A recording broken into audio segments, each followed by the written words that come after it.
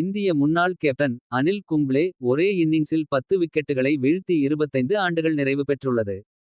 1999ஆம் ஆண்டு டெல்லியில் நடைபெற்ற டெஸ்ட் போட்டியில் பாகிஸ்தான் வீரர்கள் 10 பேரின் விக்கெட்டுகளையும் வீழ்த்தி அசத்தினார் அவர்.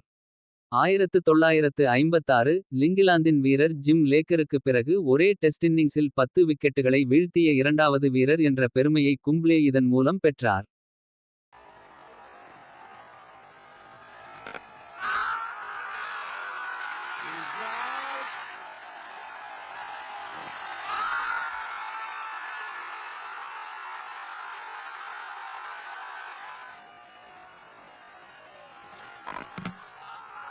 He's born in.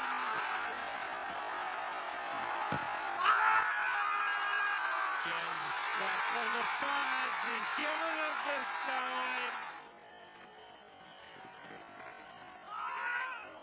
He's got him.